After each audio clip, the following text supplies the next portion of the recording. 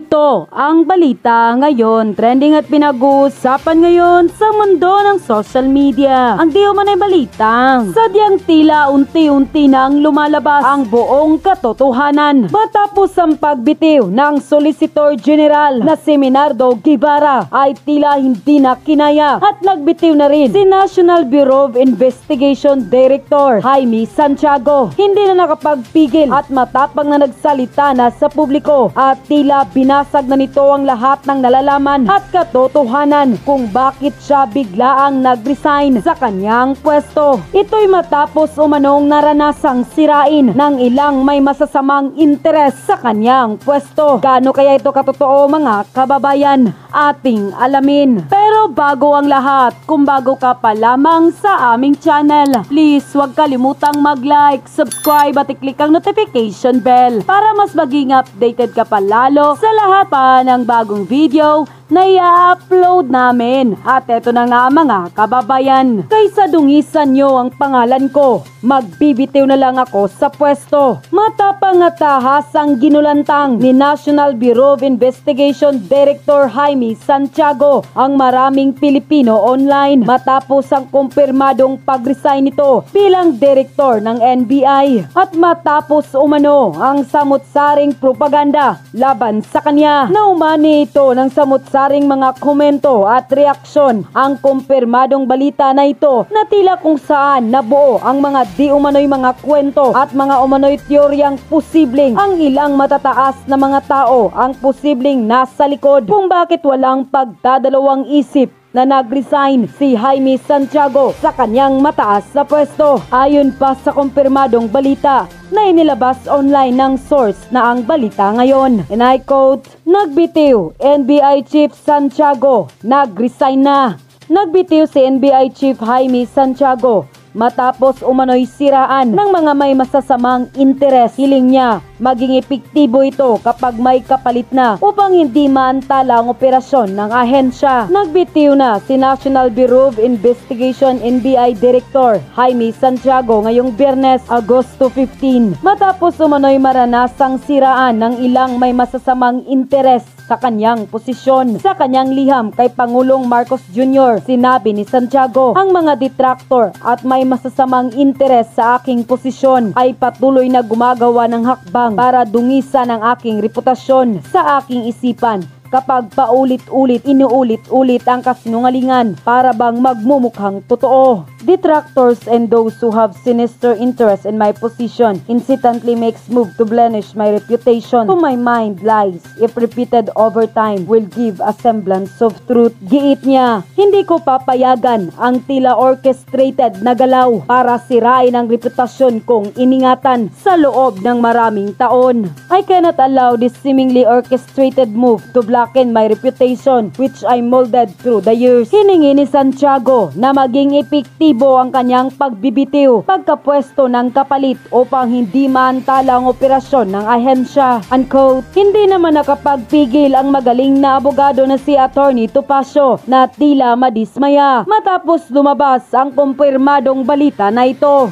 Ikinalungkot ni Attorney Ferdinand Topacio, abogado ni Cassandra Leong at dating kongresista na si Arnolfo Teves Jr. ang biglaang pagbibitiw ni Jaime Santiago bilang Director ng National Bureau of Investigation. Ayon kay Topacio, si Santiago na dating hukom sa Regional Trial Court ay kilala sa kanyang malinis na reputasyon at mataas na pamantayan sa paglilingkod sa publiko. Aniya, bilang NBI Director, ipinakita ni Santiago ang malasakit, makataong pagtrato at paggalang sa karapatang pantao kabilang nasa kanyang mga kliyente. Tinawag pa ni Topacio si Santiago na isa sa ilang natitirang bituin sa administrasyon at inihalin tulad naman ang pagbibitiw nito sa isang lumulubog na barko na ani sumasalamin sa kasalukuyang pamamahala. Nagpaabot naman ng pasasalamat si Topacio kay Santiago para sa kanyang serbisyo at hiniling ang mabuting kalusugan at mahabang buhay para sa dating NBI Director. Samantala, narito ang full video reaction ni Ka Eric Celis at Madarahig na umani ng samut-saring komento at reaksyon sa mundo ng social media. Panoorin ang full video. Yung integridad ng taong ito ay mataas. Siya ang dumipensa kay Marcos doon sa pulboronic video. Siya ang dumipensa kay First Lady tungkol sa kaso sa Amerika. Siya ang nag-imbestiga sa mga kaso kay Vice President. Patas ito, may integridad ito. At itong tao na to started as a police officer, a member of the SWAT of Manila's finest.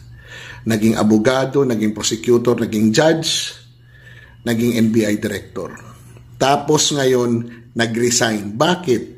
Ini-entertain kasi ng mga taong nakapalibot kay Marcos, ang mga intriga at kung ano-anong istorya ang ginagawa at tinatanggap nila para makapagpalit ng tao, para yung tao nila ang maupo sa mga posisyon na gusto nila. At nararamdaman nito na binabaterya siya. Natural lang yan. Kaysa naman masira yung kanyang reputasyon sa mga gawa-gawang kwento, di mag-resign na lang siya. One good man down. And this is an example kung bakit mahina ang Pangulo, bakit hindi niya kayang panguluhan ang Pilipinas, tapos magyayabang madradrag tayo sa gera ng Taiwan at China. Sus! Maria Josep, paharayo. Wag, Mr. President. Sayang ang kurap. Binabanggit po ni NBI Director, retired Judge Jaime Santiago, na paulit-ulit daw siyang binibiktima at inaatake ng paninirang puri o kaya pag-iintriga laban sa kanya. Which, at the basic na mga indicator, ito po ay nagpapakita na may nagaganap na power play o maniobrahan. Either yan ay sa loob mismo ng NBI o mas mataas pa na posible po ay ang Department of Justice, no? Kagaya din po ngayon ng inaangal ng maraming mga police officers, mga senior police officers, including na itong si General Diwata Torre, posible, hindi niya lang sinasabi sa media, ang direktang pagtapak, Beck Dayot, no, from Hong Kong, ni Secretary John Vic Rimulya. Dito sa, kasi naman pagdating sa PNP, ang supervisory direct agency dyan ay ang DILG, Department of Interior and Local Government. Pagdating sa Armed Forces of the Philippines, DND, Department of National Defense. No? Regan Tugahan from North Cotabato, Aliosan. Okay, God bless you and your family. Thank you, Regan. And Alex Taguran and Nor Ligan from Australia. So malinaw po mga kababayan na may power play. No, gaya din po ngayon na parang hindi na binibigyan po ng tinatawag na leeway of autonomous authority. Bagamat hindi naman yan absolute autonomous, pero hindi mo po pinapakialaman ng direkta ang internal na mga disposition ng mga officers at organizational operations ng PNP, bagamat supervised po yan ng DILG. Mukhang may ganito rin po na nararanasan ang National Bureau of Investigation tungkol sa kung bakit inihayag ni retired judge at ngayon ay NBI Director Jaime Santiago ng dahilan ng kanyang pagsumite ng resignation letter niya kay Pangulong Marcos Jr. ay ang mga intriga at paninira laban po sa kanyang pagkatao, Maris Dacome and Nenita Vivas Tapia. Okay, so malinaw mga kababayan na ito po ay kalakaran na sa loob ng gobyerno ni Marcos. Yung intrigahan, yung demolition job, yung gapangan, no? Daf Seriola, na mayagpag na mga demonyo sa administrasyon. Time will end for them. God is watching. Di nahayaan ang patuloy nilang lukuhin. Ayos. Nenita Vivas from the province of Batangas. Okay. Natividad from Taguig. Ayon. And Pinero Alia Dante from Pampanga. So, ano kaya ang mga intriga at paninira in the context of inevitable power play? Ito ba ay sa pagitan mismo ni DOJ Secretary Boyeng Rimulya at ni NBI Director Jaime Santiago o within NBI only? Pero sinasabi niya kasi paulit-ulit daw na pag-atake at pagsira sa kanya. Most likely po, baka may mga gustong imanok at ilagay dyan. Si Boyeng Rimulya dahil hindi niya nakokontrol ng direkta at mahirap niyang diktahan o imaniobra ang NBI Director na itinilaga ni Marcos. No? Ito pong si, kailan kaya susunod si Chodoro? Jojo Sorita Abalia. So malinaw mga kababayan na ang tatak po, ang pattern at patent ng administrasyon ni Marcos, intrigahan at gapangan, sapagkat hindi niya po nakukumpasan ng tama at nabibigyan ng matuwid at matatag na direksyon ang pamumuno sa pamahalaan. No? Yan ang binabanggit ni former President Duterte, weak leader. Kapag weak ang leader, ang korupsyon ay malaganap. Kapag weak, walang yagpols ang leader, ang intrigahan at gapangan sa mga tauhan at mga naglilingkod sa gobyerno niya, pati po ang mga na-appoint niya sa kanyang gabinete, ay talagang tuloy-tuloy na nagbabanggaan po ang mga banggaan ng interes na ito. Okay? At ito din po ang nakikita ngayon na nagkakaroon ng pagbubuo ng sentimiento ng diskontento sa hanay po ng mga senior police officers dahil sa sobrang pakialamero ng mga ginagawa na hakbang naman ni John Vic Rimulya. Kapatid naman ito ni Boying Rimulya pagdating po sa mga usapin ng pag-supervise o pagpapaandar ng Philippine National Police. Ayun. Kasi ang problema nito magkapatid, mga politiko po ito eh. Kaya nga dapat hindi na nag-apply sana kung may delikadesa man lang na natitira kahit 1 pulgada lang, no? 1 inch of a delikadesa sa pagkatao ni Boying Rimulya, hindi pa siya kontento sa poderoso na poder niya na wala namang kabutihang na idudulot sa mamamayan, ang pagka-DOJ secretary niya, nag-apply pa bilang ombudsman. My goodness. Alam naman po natin na ang ombudsman ay napakahalaga po ang papel niyan. Bagamat the appointing authority is the president, but the ombudsman must be detached with any semblance of connection or related interest to the appointing authority who is the president. So, kung si Boying Rimulya at mga politiko po, ang ilalagay mo dyan ay tabla-tablahan na po yan. Ibig sabihin po, ay poprotektahan niya ang mga political interest. Kaya, ito pong pagkakaroon ng declaration in public na inamin na ni NBI Director Jaime Santiago, Kimora Dolores, and Juve Cabiles, na siya po ay nagbitiw na sa kanyang pagiging NBI Director subject upon immediate designation or appointment of a replacement for him, ay nagpapakita po na hindi maganda ang posibilidad na nagaganap sa pagitan nila at ng DOJ. Kasi kung sa loob lang ng NBI na opisina, kaya-kaya niyang i-address yun dahil siya ang head of office.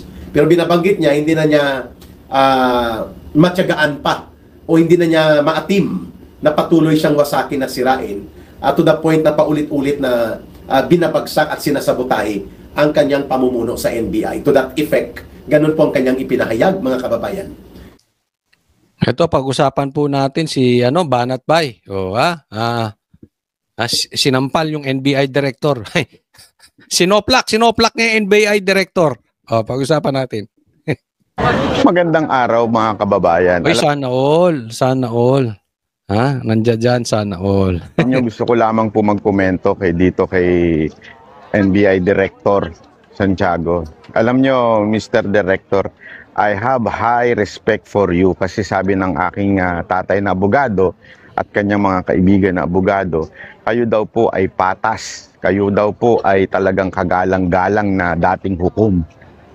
Ngayon, nakita ko yung inyong video at sinabi ninyo at binanggit ninyo aking pangalan at sinabi ninyong nagpakalat ako ng fake news about your resignation. Nako, Banat Bay, fake news ka ba, Banat Bay? Ha? Tingnan natin sinong fake news, si Banat Bay o si NBI Director? Sir, Director, bossing, hindi pa po ako nagko-comment pagdating ho sa resignation ninyo na fake news po ata kayo. Iba pong page ata yon, pero pangalan ko ang ginagamit. Hindi pa po ako nagko-comment tungkol sa resignation ninyo. Karuhin ko lamang po. Dahil nagbabakasyon po ako sa Barcelona at ngayon naman po sa Paris. Naku, sarap naman. Kasi naka-season break kami ngayon sa SMNI. Buti pa sila nakabakasyon. Ako lagi lang ako sa bahay, nasusunog na yung puwet ko rito sa bahay. Oo. Nag-uulan din dito, tsaka medyo tayo homebody talaga tayo. Kaya hindi pa po ako nagko-concentrate dito sa politika sa Pilipinas. Sana po ay makarating sa inyo itong video na ito. Maraming salamat po, sir, and God bless. Good luck po sa inyong susunod na karir. Pag-usapan pagtingnan natin kung ano ba yung sinabing fake news di umano nitong si NBI Director. Ito yan, ito. Panoorin po natin. Kahit saang gubat, may ahas. Kahit saan yan. Ngayon kung ano-anong Sinong si Banat Bay o yung mga politiko, yung mga kasama mo sa NBI? Tanong lang naman, nagtatanong lang ha. pinagsasabi nila na mga kasama, malinaw yung aking resignation. Ayan, nakaharap sa inyo at siguro kayo nakabasa na. Wala akong sinasabi against the NBI. Mahal ko pa rin kayo. Nalulungkot lang ako that I have to lumabas dahil sa kagagawa ng iilan. Isa-isang pinasinungalingan ni National Bureau of Investigation Director Jaime Santiago ang mga paratang sa kanya. Ayon sa direktor, ayaw niyang maapektuhan ng paninira ang kaniyang reputasyon kaya humantong na siya sa pagsusumite ng irrevocable resignation nitong Biyernes. Kung ang daming bumubulong, ay yung lies pagka repeatedly said, nagiging totoo. Ano ba? Yun ang iniiwasan ko. Ano bang paulit-ulit na sinasabi sa'yo? Ayokong masira ang pangalan ko, ayokong masira sa ating Pangulo. Kung marami ang nalulungkot sa kanyang pag-alis, pero may ilan anya sa loob mismo ng ahensya ang hindi natutuwa sa kanya. Mayroon traiduran. Sa kanila galing may traiduran sa loob. Hindi nitong itinanggi na mayroon siyang kolektor ng suhol. Hamon niya sa mga tauhan ng NBI, ibunyag kung may inuutusan siyang sinuman para mangolekta ng pera. Yung pinagpipilitan, si Paul Tangkad ay kolektor ko. Mga kasama, uulitin ko. Andyan ang members ng media. Titingin ako sa inyo eye to eye. Tumayo ngayon ang inuobliga ko na magkaroon ako ng lingguhan, monthly. Tumayo ngayon, parang awa nyo na. Kung meron akong inuutusan sa inyo na magbigay sa akin ng pera. Aniya maraming nangyaring irregularidad sa mga operasyon ang hindi na niya isinapubliko. Ngunit pinaimbestigahan niya ang mga sangkot sa katiwalian. Pero, dito na lang sa atin sana. Kaya lang, ayun, nag-capitalize dun yung mga naninira sa akin. Yun ang pinapaabot dun, merong ganon. May issue daw sa loob. Okay? May problema sa loob. Ang sabi nito si director, tama ako sang-ayon ako sa kanya. Dapat sa loob lang. Kaya lang kasi lumalabas. So nagkakaroon ng issue. Okay? Ako kinakwento ko lang yung nangyayari. No? Wala naman tayong alam diyan Pero eto para sa lahat. Dapat kasi kung may problema within, doon lang sa loob. Wag nang ilabas sa... Kaya ako, pag kami mga nag-aaway, kunwari, away pamilya, sa loob lang, ayusin. Sa grupo, within the group, away sa grupo, ayusin. Diba? Huwag nyo na isumbong kay Facebook. Kakalat nyo pa rito, kakalat nyo pa doon. Ganun din, kung may away sa DDS, dito na sa luwag na Diba? Halimbawa, may away kayo sa pamilya. Kailangan nyo pa bang Baka teka muna, baka ma-misinterpret ako, no? Baka sabihin may away kami sa pamilya. Wala po. We will love each other. Kumuha si ganito na 50,000, kumuha si ganito ng 20,000. Hindi ako nagre-report sa kanila. Pero kinakastigo ko dito. Pinapaimbestigahan ko sa iyad. Mayroon naman umanong iba na pilit iniuugnay ang kanyang resignation sa ibang issue. Gaya ng vlogger na nilagyan ng kulay politika ang kanyang pagbibitiw. Bilang panghuling hiling sa NBI, nais niya itong paimbestigahan. Ayan. Mahirap ipagtanggol ang administrasyon na ito. Madadamay ka sa kapabayaan nila. Mariosip, wala akong, he's putting words on my mouth. Wala akong sinasabing ganyan. At pinapaimbestigahan ko nga, makuha itong Banat Bay na ito. Nako, patay si Banat Bay. Ngayon, so may sinasabi si NBI director, may sinasabi si Banat Bay, no? Baka madadamay siya, no, patungkol dito. But anyway, ayoko magbigay ng komentaryo patungkol diyan dahil siyempre kapatid natin si Banat Bay. So baka sabihin magiging bias tayo, no. So baka sabihin kinakampihan natin si Banat Bay, no. Dahil sabi ni Banat Bay, wala siyang sinabi. Okay? At nasa ibang bansa siya. Etong si NBI director, baka nabulungan ng kung ano. Hindi natin alam. Baka naman totoo yung sinasabi ni NBI director at nagpe-fake news si Banat Bay. Hindi, it's not for me to tell you kung sino nagsasabi dahil, again, kapatid ko nga si Banat Bay. Isa lang masasabi ko diyan. Definitely, may nagsisinungaling. Kasi magkaiba sila na sinasabi. Ngayon, baka naman, na-misinterpret lang. Posible din. Pero, may nagkamali. Na-misinterpret o may nagsisinungaling, gayon pa man, kung sinong nagkamali, hindi naman siguro kabawasan sa pagkalalaki kung mag-a-apologize. So, mag-sorry na lang.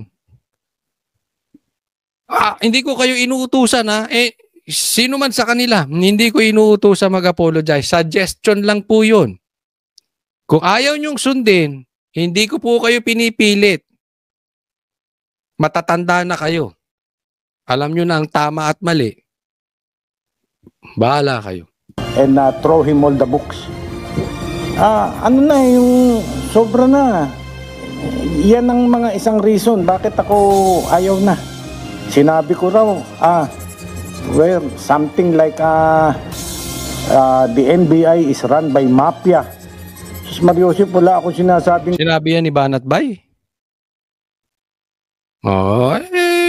Tingnan natin. Madedevelop pa naman itong story na to kung malalaman natin in the future kung anong totoo. Pero kung magre-resign ka dahil sa sinabi ni Banat Bay, pero medyo ano naman ata yun. Medyo... Anyway, bahala na kayo. Alam nyo na yung dapat nyong gawin. Ganyan. Alam nyo mga kasama, hindi ako kiss and tell. Noy! At yung mga magagandang pinagsamahan natin, tinetreasure ko yan. Sir! Yan naman ang gusto ko sa'yo. Nagustuhan ko yung sinabi ni Sir. Tama yun. Pakinggan nyo yun, mga kalalakihan. Hindi siya kiss and tell. Ako rin, hindi. Hindi ako. Never, ever naging kiss. Ba't napunta sa... Hindi kasi gano'n naman dapat. Alam mo na naano ko sa mga lalaki na ipinagmamalaki nila yung, alam nyo yan, pare? Nagalaw ko yan. Wala, napunta lang tayo. Binanggit ni Sir kiss and tell.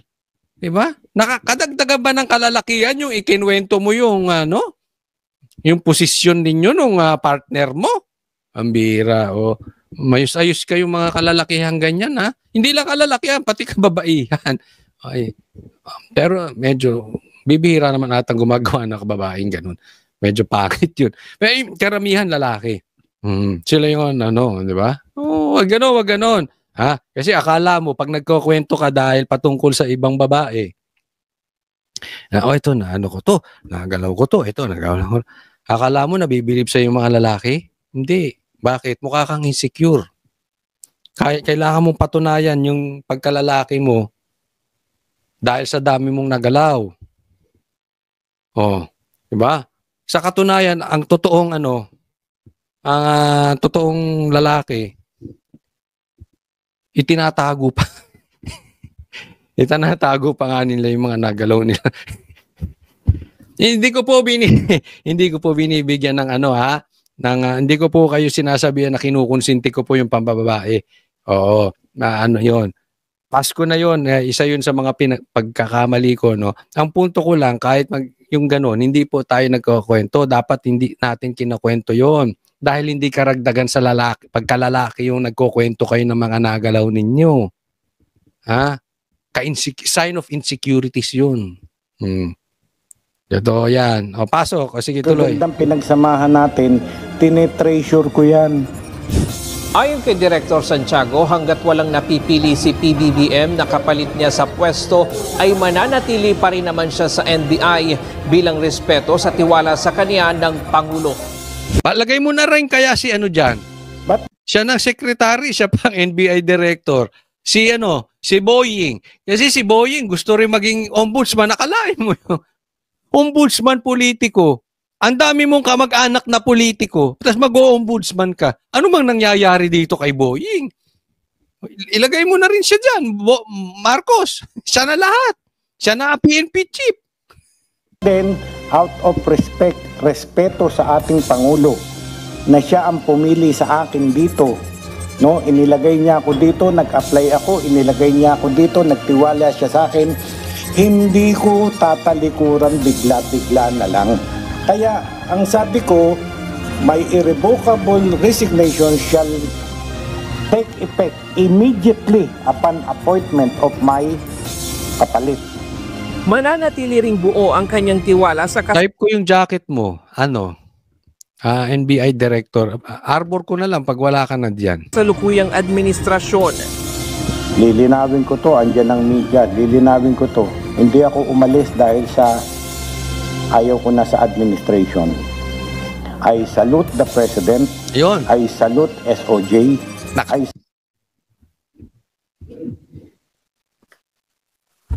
salute leaders. Wala po sila sa atin. Sa akin. Wala silang inutos na illegal na gawin natin. Free hand ako. Nakita nyo, nakakapagtapon ako. Free hand ako. Tapong ko to, ilipat ko to, free hand ako. Kanina, naging emosyonal ang ilang kawani ng NBI sa kanyang tila pamamaalam kung saan sinabi ni Santiago na posibleng ito na ang kanyang huling flag raising ceremony sa ahensya. Plano naman ng dating hukom at ngayong NBI director na magbalik sa pribadong buhay at pagtuunan ng pansin ang pagsasaka sa kanyang pag-alis sa ahensya. Pero alam mo, maayos daw tong NBI director na ito. So, kung saan ka man pupunta, God bless you, sir. At nawa ay ipagpatuloy mo ang iyong magandang gawain. At yun na nga mga kababayan, ano na ang masasabi mo? Kung mayroon kayong hinaing at komento patungkol sa balitang ito, please comment down below. Pag-uusapan natin yan sa comment section. At kung nagustuhan nyo ang video, ay huwag kalimutang mag-like at i-share na din para mas marami pang makaalam at umabot ito sa marami sa ating mga kababayan. Maraming salamat po!